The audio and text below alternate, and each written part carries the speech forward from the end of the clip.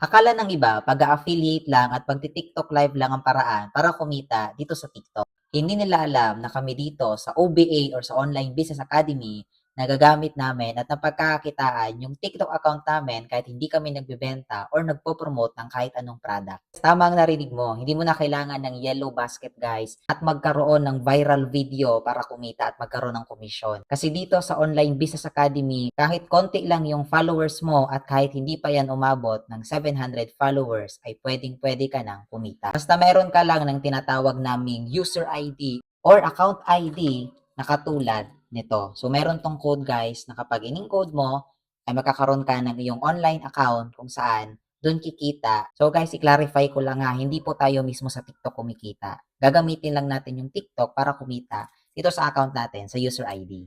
Pero ang kagandahan sa pagpo-post mo lang ng mga short video captions o mga videos dito sa TikTok is pwedeng-pwede kang kumita kahit wala kang viral. So kaya nga, perfect na perfect ito para sa mga mahihilig mag-TikTok at babad dyan pero hindi naman kumikita.